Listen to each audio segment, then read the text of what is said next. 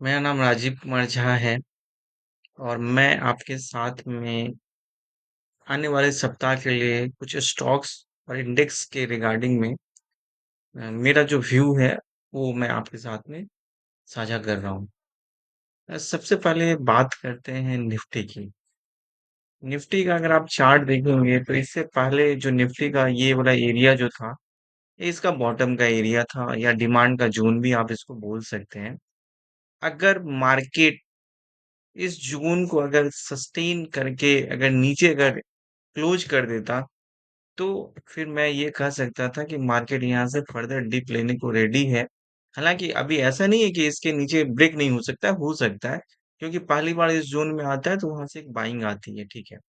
और अगर इसको ब्रीच करता है प्रीवियस लो को, तो फिर हम बात करेंगे कि मार्केट आपका 24,200 तक आएगा, नहीं तो मुझे ऐसा लगता है कि इसे स्टॉप लॉस लगा करके आप यहाँ पे लॉन्ग करें।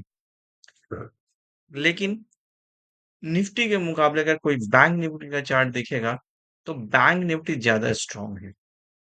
और ये आपको एक्सिस बैंक का उस दिन बहुत अच्छा रिजल्ट था, तो एक्सिस बैंक मैंने बाइंग करने के लिए बोला था। अभी भी मैं लॉन्ग हूँ उसमें, ठीक है, 6% चलने के बाद में।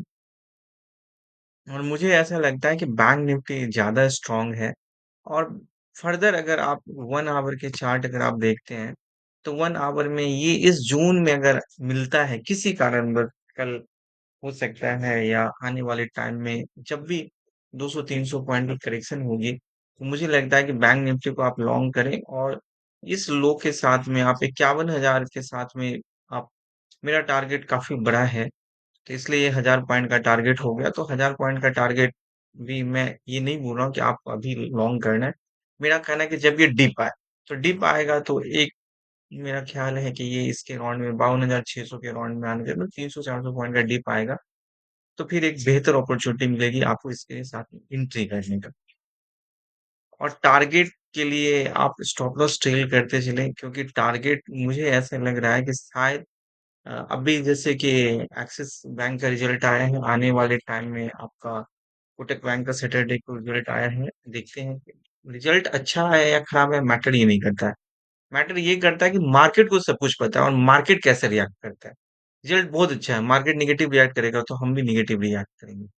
मार्केट में रिजल्ट खराब है, जैसे कि अगर आप देखेंगे, मैं दिखाऊंगा सीएट का, आप देखेंगे सीएट के रिजल्ट खराब थे, बट मार्केट ने उस पर निगेटिव रिएक्ट किया। मतलब रिजल्ट खराब थे, नेगेटिव रिएक्ट करने का मतलब है कि मार्केट वहां से पॉजिटिव हो गया। तो मेरे कहने का मतलब ये है कि हमेशा मार्केट में क्या रिजल्ट है ये मैटर नहीं करता है, मैटर ये करता है कि वो उस पे, मतलब मार्केट क्या रिएक्शन कर रहा है, उस अनुसार से हम बात करेंगे। और मार्केट ने वो रिएक्शन जो दिया था वो भी क्यों दिया था वो भी मैं बताता हूँ कि अपकमिंग मंथ जो होगा वो आपका दीपावली छठ का है, दीपावली या धनतेरस का है, उसमें गाड़ियों का सेल्स बढ़ेगा। तो सीएट को भी पता है कि जो प्रॉब्लम अभी है वो प्रॉब्लम आने वाले टाइम में सेल्स आगे बढ़ेगी, तो मार्केट यहाँ पे एक बाइंग अपॉर्चुनिटी है ना कि सेलिंग अपॉर्चुनिटी है। तो आप यहाँ पे इसको बाई करें और मेरा पहला टारगेट जो होगा वो है आपका 52,800 के अराउंड का एक पहला टारगेट है और फिर इससे ऊपर का है। और आने वाले टाइम में एचडीएफसी बैंक का भी रिजल्ट आने वाला है, तो ये भी काफी उस पर मैटर करता है। और एचडीएफसी बैंक का अगर चार्ट देखते हैं तो एचडीएफसी बैंक भी आपका, निफ्टी अपने यहाँ पे इस जोन पे गया था, बट बैंक निफ्टी और एचडीएफसी बैंक का चार्ट देखेंगे तो वो सिमिलर है, यहाँ से दोनों में बाइंग हुई है। तो एचडीएफसी बैंक जिसको लॉन्ग करना है वो 1657 का स्टॉप लॉस लगा के लॉन्ग करेगा और इसका टारगेट, इसका भी पहला टारगेट 1750 का होगा और फिर इसके बाद में इसके ऊपर की होगी।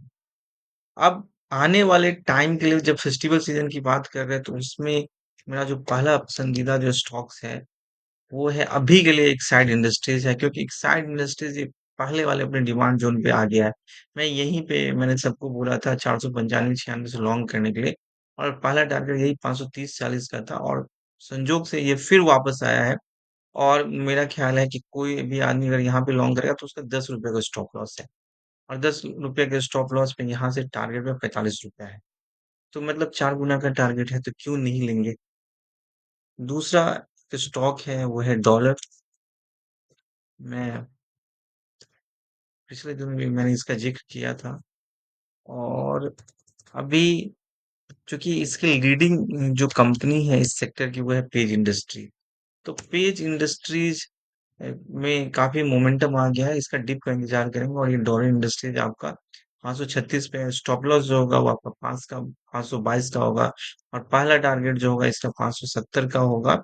और दूसरा टारगेट जो होगा वो आपका फिर 580-90 के राउंड का ये टारगेट होगा। पहला टारगेट ही 580-90 के राउंड का है। और दूसरा टारगेट जो होगा वो फिर 600 650, फिर उससे हम आगे की बात करेंगे। मेरा तीसरा जो सबसे पसंदीदा स्टॉक है वो है महिंद्रा एंड महिंद्रा।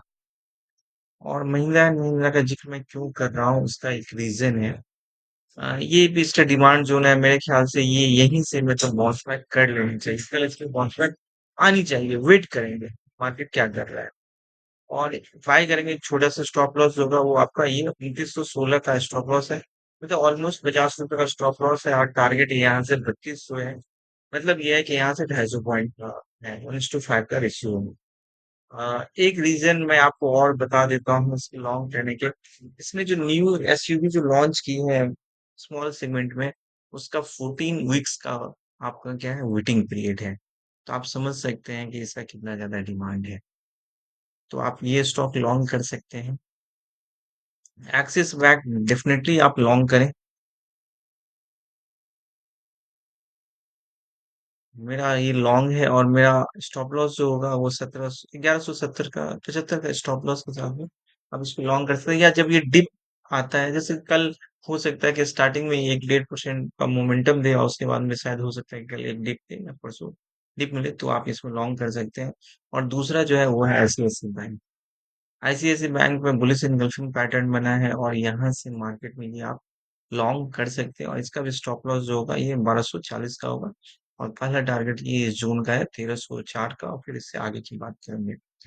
और मैं सीएट की जो बात कर रहा था वो क्यों मैं कर रहा था ये देख लीजिए आप।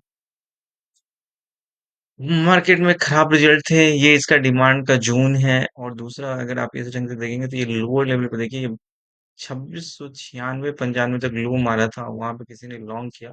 और ये 2900 का से मतलब 3% माइनस से ये 3% प्लस बन हुआ है। तो चूंकि अपकमिंग मंथ है तो अपकमिंग मंथ में इसके जो मतलब आपके रिजल्ट जो होंगे वो ऑब्वियसली सेल्स अच्छा होगा, तो आप इसको लॉन्ग कर सकते हैं। और एक कंपनी है।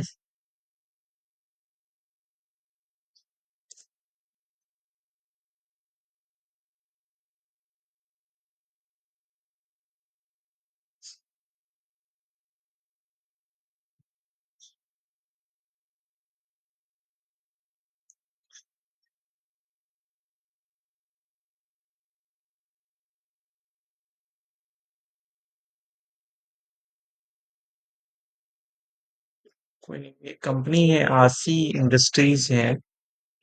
और आसी, ये इसमें अभी नहीं दिखा रहा है, कोई नहीं, बात नहीं, मैं इसको अगले सप्ताह में, अभी वैसे भी ये ऑलरेडी काफी इसमें मोमेंटम आ चुका है। तो अभी इस पे नहीं ध्यान देंगे, ये आने वाले टाइम में जब इसमें कुछ माइल्ड करेक्शन आएगा तो ये मतलब मल्टी बैगर स्टॉक्स है तो इस पे फिर बात करेंगे। और आज का वीडियो यहीं पे मैं समाप्त करता हूँ। और मुझे ऐसा लगता है कि अब मार्केट को यहाँ से अब ट्रेंड में आना चाहिए। That's all. Thank you.